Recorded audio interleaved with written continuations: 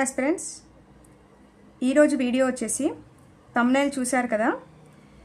టెట్కి కావచ్చు, డిఎస్సికి కావచ్చు, ఇంగ్లీష్ని ఎలా ప్రిపేర్ కావాలి, ఇంగ్లీష్లో మంచి స్కోర్ రావాలంటే ఏం చేయాలి అనే టాపిక్ గురించి మాట్లాడదాం. ఈ టాపిక్ గురించి చాలామంది కామెంట్స్ చేశారు, సో అందరికీ యూజ్ అవుతుంది. సో స్టార్ట్ చేస్తే, టెట్ కావచ్చు, డిఎస్సిలో కావచ్చు, ఎనీ కాంపిటేటివ్ ఎగ్జామ్ చాలామంది ఇంగ్లీష్ సబ్జెక్ట్ని లాస్ట్లో అటెంప్ట్ చేస్తారు. అండ్ ఇంకా కొంతమంది అయితే ర్యాండమ్గా క్వశ్చన్స్ చూడకుండానే ఏబిసిడి అని పెట్టేసి వస్తుంటారు. ఎందుకంటే ఫస్ట్ రీజన్ వచ్చేసి ఇంగ్లీష్ అంటే భయం. సో ఈ భయంతో ఇంగ్లీష్ని సరిగా ప్రిపేర్ అవ్వక వదిలేస్తారు. సో ఈ ఇంగ్లీష్ కావచ్చు, మ్యాథ్స్ కావచ్చు, మ్యాథ్స్ గురించి నెక్స్ట్ వీడియోలో మాట్లాడదాం. ఈ రెండు సబ్జెక్ట్స్ మనకి ఎనీ కాంపిటేటివ్ ఎగ్జామ్లో మేజర్ రోల్ అనేది ప్లే చేస్తుంది. సో ఈ ఇంగ్లీష్లో కావచ్చు, మ్యాథ్స్లో కావచ్చు, బిట్స్ని వదిలేయడం ద్వారా ప్రజెంట్ అయితే మనం ఎన్నో టెట్లు రాసుంటాం. ఆ టెట్లలో చాలామందికి స్కోర్ అనేది పెరగలేదు. అసలు రీజన్ ఏంటి అని చూసినట్లయితే, ఇంగ్లీష్ అనగానే ప్యానిక్ అవ్వడానికి ఫస్ట్ రీజన్ ఏంటో తెలుసా? తెలుగు మీడియంలో చదవడం. దీనితో ఈ తెలుగు మీడియంలో చదివేసరికి మనమే ఒక ఫోబియాని క్రియేట్ చేసుకుంటాం. ఏంటి అంటే, అరే మనది తెలుగు మీడియం బ్యాక్గ్రౌండ్ కదా, మనకి ఇంగ్లీష్ అంతగా రాదు, సో మనం ఎగ్జామ్లో వచ్చిన బిట్స్ని, ఇంగ్లీష్ బిట్స్ అనేవి ఎగ్జామ్లో చేయలేము అన్న థాట్లోనే ఉంటాం. సో ఫస్ట్ మనం చేయాల్సింది ఆ మైండ్ సెట్ని చేంజ్ చేసుకోవాలి. ఎందుకంటే మనం రెగ్యులర్గా మాట్లాడే స్పోకెన్ ఇంగ్లీష్కి, ఎగ్జామ్లో బిట్స్ వచ్చే ఇంగ్లీష్కి చాలా డిఫరెన్స్ ఉంటుందండి. దట్ మీన్స్ మాట్లాడే ఇంగ్లీష్లో రూల్స్ అనేవి ఉండవు, బట్ ఎగ్జామ్లో బిట్ వచ్చే ఇంగ్లీష్కి నెంబర్ ఆఫ్ రూల్స్ ఉంటాయి. మొత్తం కూడా గ్రామర్ పార్టే ఉంటుంది. ఇంగ్లీష్లో ఉన్న ప్రతి టాపిక్కి నెంబర్ ఆఫ్ రూల్స్ ఉంటాయి. సో మనం చేయాల్సింది ఒకటే, ఇక్కడ ప్రతి టాపిక్లో ఉన్న రూల్స్ అనేవి నేర్చుకోవాలి అండ్ ఆ టాపిక్ యొక్క కాన్సెప్ట్ అనేది నేర్చుకోవాలి. సో ప్రతి టాపిక్కి కాన్సెప్ట్ నేర్చుకొని రూల్స్ నేర్చుకుంటే ఎగ్జామ్లో ఇంగ్లీష్లో ఎలాంటి బిట్ వచ్చినా కానీ ఈజీగా ఆన్సర్ చేసేస్తాం. టెక్నిక్ ఏంటి ఇంగ్లీష్ నేర్చుకోవడానికి అంటే ఇదే, కాన్సెప్ట్ నేర్చుకోవాలి, రూల్స్ ఫాలో అవ్వాలి, అన్నట్టుగా బిట్ అనేది మిస్ అవ్వదు. సో ఇప్పుడు మీరు ఇంగ్లీష్ నేర్చుకోవడానికి రెడీగా ఉండాలి. ఇంగ్లీష్ సబ్జెక్ట్ నేర్చుకోవడానికి రెడీగా ఉండడం ఎంత ఇంపార్టెంటో, ఆ కాన్సెప్ట్ని నేర్పించే సరైన మెంటార్ కూడా ఉండడం అంతే ఇంపార్టెంట్. సో దానికోసం ఇంగ్లీష్ ఈజీగా నేర్పించే చాలా యాప్స్ ఉంటాయి. అందులో ఫస్ట్ మీరు డెమోస్ చూడండి. ఆ డెమో అనేది మీకు కరెక్ట్గా అండర్స్టాండ్ అయింది అనిపిస్తే ఆ యాప్ని తీసుకోండి. ఆ యాప్ని తీసుకొని టోటల్ క్లాసెస్ కూడా ఆ మెంటార్ క్లాసెసే ఫాలో అవ్వండి. అతను చెప్పిన ప్రతి కాన్సెప్ట్ని అండర్స్టాండ్ చేసుకొని నెంబర్ ఆఫ్ బిట్స్ అనేవి ప్రాక్టీస్ చేయండి. ఇలా చేస్తే ఇంగ్లీష్ ఎందుకు రాదు? ప్రతి ఒక్కరికి వస్తుంది. ఇక నా విషయానికి వస్తే, నేనైతే కోచింగ్కి వెళ్ళాను. కోచింగ్లో కంప్లీట్ ఇంగ్లీష్ అయితే నేర్చుకోలేదండి, ఫ్రాంక్గా చెప్పాలంటే. ఏదో కొంచెం కాన్సెప్ట్ అయితే నేర్చుకున్నాను ఇంగ్లీష్ నుంచి. సో నేను కంప్లీట్గా ఇంగ్లీష్ గ్రామర్ నేర్చుకుంది మాత్రం యూట్యూబ్లో శ్రీనివాస్ సార్ అని ఉంటాడు. ఆయన ఛానల్ నేమ్ వచ్చేసి శ్రీనూస్ ఇంగ్లీష్ చాంప్ అని ఉంటుంది. ఆల్మోస్ట్ ఆ సార్ క్లాస్ అందరికీ తెలిసే ఉంటాయి. యూట్యూబ్లో ఉంటాయి క్లాసెస్. ఒకసారి మీరు కూడా యూట్యూబ్లో చూడండి, శ్రీనూస్ చాంప్స్ అని టైప్ చేసి యూట్యూబ్లో చూడండి. ఆ సార్ క్లాస్ ఎట్లా ఉంటాయంటే, తెలుగు మీడియం బ్యాక్గ్రౌండ్లో ఉన్న వారికి కూడా చాలా క్లారిటీగా అండర్స్టాండ్ అయ్యే విధంగా కాన్సెప్ట్ అనేది ఎక్స్ప్లెయిన్ చేస్తాడు. సో చాలా బాగుంటాయి క్లాసెస్. ఒకసారి యూట్యూబ్లో డెమోస్ చూడండి. యూట్యూబ్లో కూడా చాలా క్లాసెస్ పెట్టాడు. మీకు నచ్చితే డెఫినెట్గా సార్ యాప్ తీసుకొని ఫాలో అవ్వండి. లేదు అంటే ఇంకా వేరే సార్ అయినా చెప్పిన క్లాసెస్ మీకు నచ్చితే డెఫినెట్గా ఫాలో అవ్వండి. సో ఇంగ్లీష్ గ్రామర్ అనేది ఏ సార్ చెప్పినా కానీ సేమ్ అదే కాన్సెప్ట్ ఉంటుంది, అవే రూల్స్ చెప్తారు, బట్ చెప్పే వే అనేది డిఫరెంట్గా ఉంటుంది. ఒక ఇద్దరు సార్స్ని తీసుకుంటే ఒకే కాన్సెప్ట్ ఇద్దరు ఎక్స్ప్లెయిన్ చేస్తే, ఒకరు చెప్పింది ఫాస్ట్గా అర్థమవుతుంది, ఇంకొకరు చెప్పింది కొంచెం లేట్గా అర్థమవుతుంది. సో డెఫినెట్గా మంచి మెంటార్ని అయితే ఎంచుకోండి, మంచి క్లాసెస్ని ఫాలో అవ్వండి. ఓకే. సో నాకు వచ్చిన కామెంట్స్ వచ్చేసి, ఇంగ్లీష్ టెక్స్ట్ బుక్స్ని ఎలా చదవాలి అని అడిగారు, అండ్ మనకి ఎస్జిటిలో ఉండే సిలబస్ ఏంటి అని అడిగారు. సో ఒకసారి చూడండి, కనిపిస్తుంది అనుకుంటా. మనకి ఇంగ్లీష్కి ఎస్జిటికి ఏదైతే సిలబస్ మెన్షన్ చేశాడో ఆల్మోస్ట్ అందులో ఉండే అన్ని టాపిక్స్ కూడా మనకి టెట్లో కూడా ఉంటాయి. సో కొన్ని మాత్రమే స్కిప్ అవుతాయి అంతే, అవేంటో కూడా చెప్తాను. సో చూడండి, ఫస్ట్ మనకి పార్ట్స్ ఆఫ్ స్పీచ్. ఈ పార్ట్స్ ఆఫ్ స్పీచ్ నుండి ప్రతి టెట్లో కావచ్చు, ప్రతి డిఎస్సిలో కావచ్చు 1 లేదా 2 బిట్లు అయితే డెఫినెట్గా పడతాయి. సో దీంట్లో నెంబర్ ఆఫ్ రూల్స్ ఉంటాయి, ఆ రూల్స్ అనేవి నేర్చుకోవాల్సిందే. Next types of sentences. Types of sentences అంటే మనకి అసర్టివ్ సెంటెన్సెస్ అని ఉంటాయి, interrogative sentences, exclamatory sentences, imperative sentences అని ఉంటాయి. సో ఆ సెంటెన్సెస్ నుంచి డెఫినెట్గా మనకి టెట్లో అయితే డెఫినెట్గా 1 లేదా 2 బిట్స్ పడతాయి. సో చాలా ఈజీ కాన్సెప్ట్ ఇది, ఒక్కసారి చూసుకుంటే క్లారిటీ వచ్చేస్తుంది. ఇదొకటి. Next tenses. టెన్సెస్ వచ్చేసి మనకి టోటల్గా 12 టెన్సెస్ ఉంటాయి. ఆ 12 టెన్సెస్ కూడా ఒక్కో టెన్స్ తీసుకుంటే అంటే ప్రెజెంట్ టెన్స్ తీసుకుంటే మనకి 4 టెన్స్లుగా విడిపోతాయి. తెలుసు కదా, simple present tense, present continuous, present perfect continuous. ఈ 4 టెన్సెస్లో కూడా మనకి నెంబర్ ఆఫ్ రూల్స్ ఉంటాయి. ఆ రూల్స్ అనేవి నేర్చుకోవాలి. రూల్స్ నేర్చుకొని ప్రతి టెన్స్కి నెంబర్ ఆఫ్ బిట్స్ ప్రాక్టీస్ చేయాలి. బిట్స్ ప్రాక్టీస్ చేస్తే మనకి ఆ కాన్సెప్ట్ అనేది ఇంకా క్లారిటీగా అర్థమవుతుంది. ఓకే. Next articles. ఆర్టికల్స్ నుంచి కూడా డెఫినెట్గా టెట్లో కావచ్చు, డిఎస్సిలో కావచ్చు ఒక్కొక్క బిట్ అయితే డెఫినెట్గా పడుతుంది. సో ఇది చాలా ఇంపార్టెంట్. Next prepositions. ఈ ప్రిపోజిషన్కి కూడా నెంబర్ ఆఫ్ రూల్స్ ఉంటాయి. దగ్గర 20+ 30+ రూల్స్ కూడా ఉంటాయి. సో ఆ రూల్స్ అన్నీ నేర్చుకోవాల్సిందే. టెట్లో అయినా డిఎస్సిలో అయినా 1 or 2 బిట్స్ డెఫినెట్గా పడతాయి. Next transformation of sentences. దీంట్లో voice, active voice, passive voice. Next direct indirect speech. Next degrees of comparisons.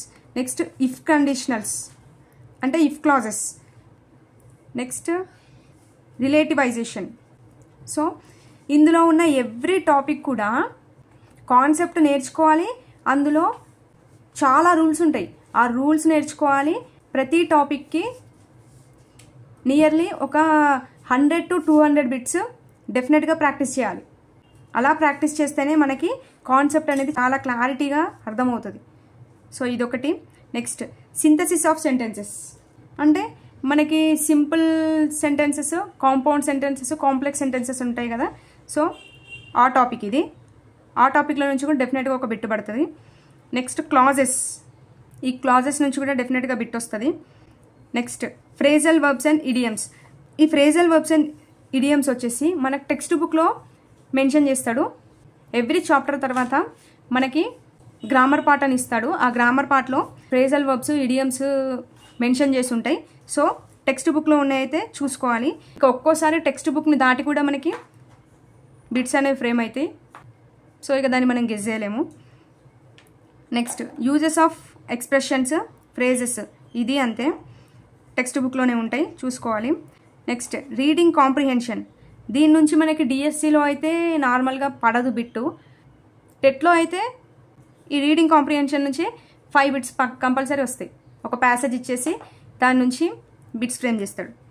Next compositions. ఇది వచ్చేసి paragraph, essay, expansion, precis writing, letter writing, message, notice, article and report writing. వీటి గురించి మనం information అనేది తెలుసుకోవాలి. ఈ 12th టాపిక్లో ఉన్న ఈ ప్రతి టాపిక్ గురించి అసలు మనకి ఇన్ఫర్మేషన్ ఎక్కడ దొరుకుతుంది అంటే చూడండి, మనకి ఇంగ్లీష్ టెక్స్ట్ బుక్స్ ఉంటాయి కదా. సో ఇది present 6th class text book. 6thలో కావచ్చు, 4thలో కావచ్చు, 3rd నుంచి 10th వరకు ప్రతి టెక్స్ట్ బుక్లో మనకి ఇవి మెన్షన్ చేసి ఉంటాయి. ఎక్కడ అంటే లాస్ట్ నుంచి పేజెస్ ఓపెన్ చేయండి. చూడండి, మనకి లాస్ట్ నుంచి పేజ్ ఓపెన్ చేసుకుంటూ వస్తే appendix 2 about the text book and assessment procedures అని ఉంది కదా. దీంట్లో చూడండి, పేజెస్ టర్న్ చేయండి. టర్న్ చేస్తే మనకి ఇక్కడ ఇచ్చాడు చూడండి, targeted discourses with indicators features అని ఇచ్చాడా. దీంట్లో మనకి ఇప్పుడు ఇక్కడ సిలబస్ ఉంది కదా, ఈ సిలబస్లో మెన్షన్ చేసిన ప్రతి టాపిక్ ఉంటుంది చూడండి. ఇదిగోండి, అందులో మెన్షన్ చేయకపోయినా చూసుకోవాల్సిందే. కన్వర్జేషన్స్ గురించి ఇచ్చారు, ఇదొకటి. డిస్క్రిప్షన్స్, పోయమ్స్, నరేటివ్, డైరీ, ఇదిగోండి లెటర్ అనేది మనకి మెన్షన్ చేశాడు సిలబస్లో. నెక్స్ట్ మెసేజ్ గురించి మెన్షన్ చేశాడు. నోటీస్ గురించి మెన్షన్ చేశాడు.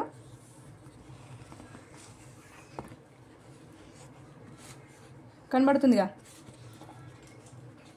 నెక్స్ట్ పేజ్ టర్న్ చేయండి.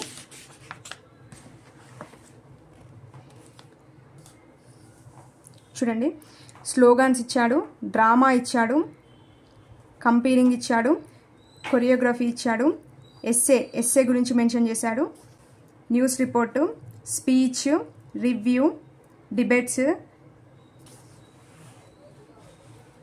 ఇదిగోండి బయోగ్రఫికల్ స్కెచ్, ఆటోబయోగ్రఫీ.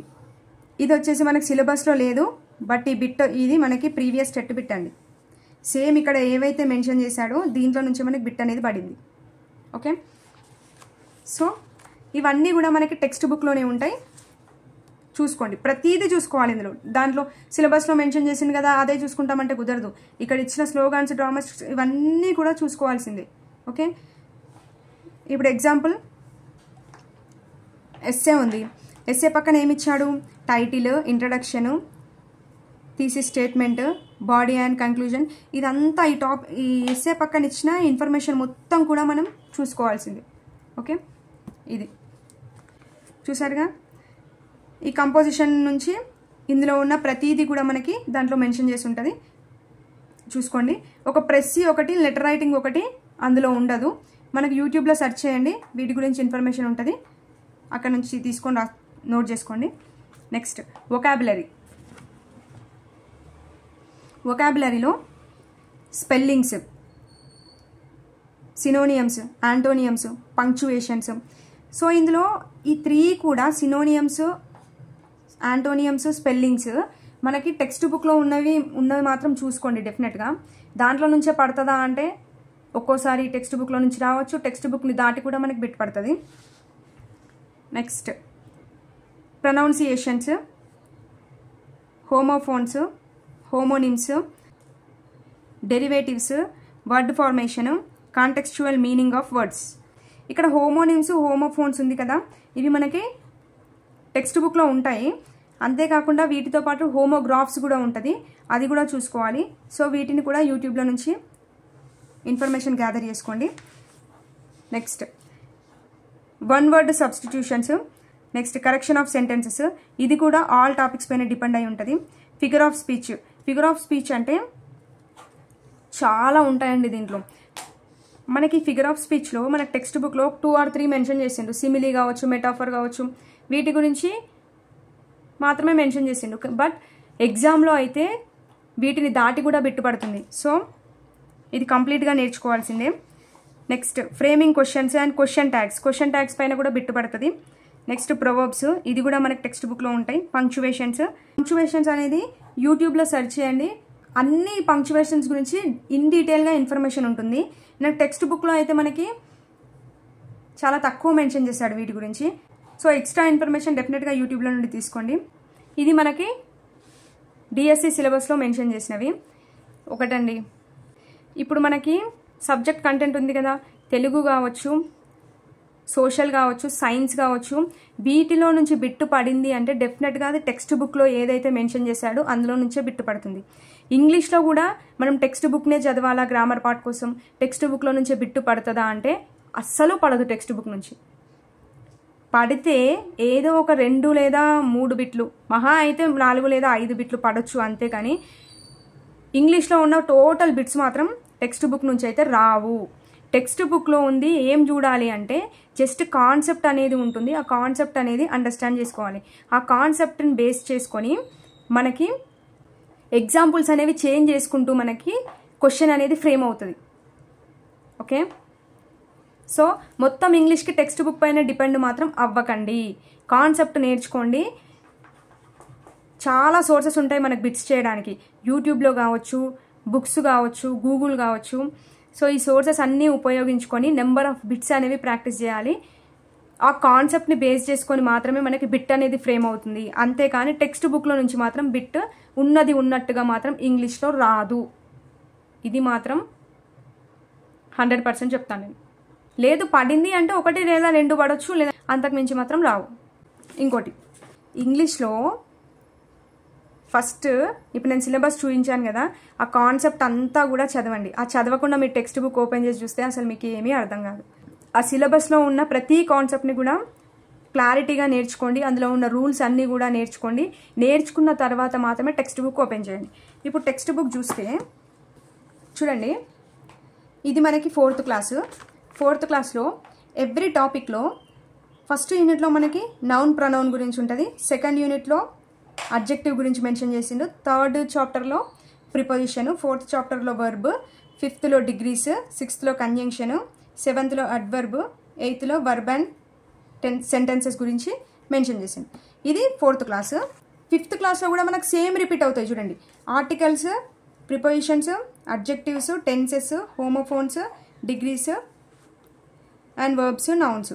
అంటే చూడండి ఇక్కడ 4th క్లాస్లో నౌన్ టాపిక్ వచ్చింది, ఇక్కడ 5th క్లాస్లో నౌన్ టాపిక్ వచ్చింది. అంటే ఇప్పుడు నౌన్ టాపికే తీసుకున్నాం కదా, ప్రతి ఒక్క క్లాస్లో నౌన్ టాపిక్ నుంచి కొన్ని రూల్స్ ఒక క్లాస్లో ఉంటాయి, కొన్ని రూల్స్ ఒక క్లాస్లో ఉంటాయి, కొన్ని రూల్స్ ఒక క్లాస్లో ఉంటాయి. అంటే ప్రతి క్లాస్లో ఆ రూల్స్ గురించి మెన్షన్ చేస్తూ పోతాడు ఒక టాపిక్ మొత్తం. అర్థమైందా? సో ఇప్పుడు టెన్సెస్ కూడా చూడండి. 5th క్లాస్లో మనకు టెన్సెస్ మెన్షన్ చేసింది కదా, ఇదిగోండి.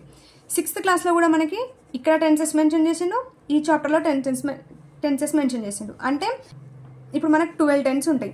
ఆ 12 టెన్స్లో కూడా ఒక 2 టెన్స్ ఒక క్లాస్లో, ఒక 2 టెన్స్ ఒక క్లాసు, ఒక 2 టెన్స్ ఒక క్లాసు, ఇలా 10th క్లాస్ వరకు ఆల్ టెన్సెస్ అనేవి మెన్షన్ చేస్తాడు.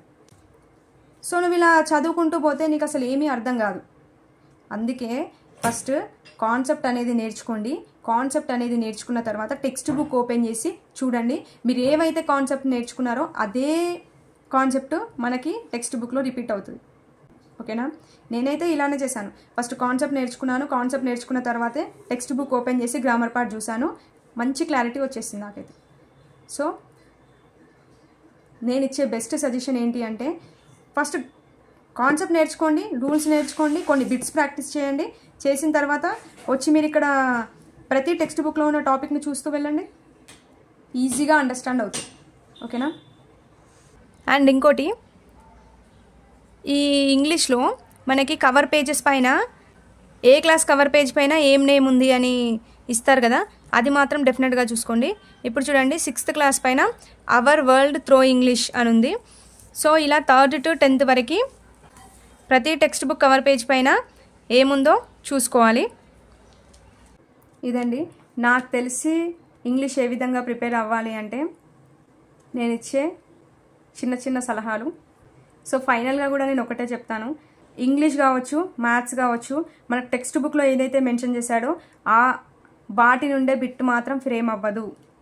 ఆ కాన్సెప్ట్ని బేస్ చేసుకొని మాత్రమే బిట్ అనేది ఫ్రేమ్ అవుతుంది. ఉన్నది ఉన్నట్టుగా టెక్స్ట్ బుక్లో నుంచి బిట్ అనేది రాదు. వచ్చిన ఒక 2 లేదా 3 బిట్లు టెక్స్ట్ బుక్లో ఏదైతే ఉందో అదే వస్తుంది. మిగతావన్నీ కూడా కాన్సెప్ట్ని బేస్ చేసుకొని ఎగ్జాంపుల్స్ అనేవి చేంజ్ అయి పడతాయి.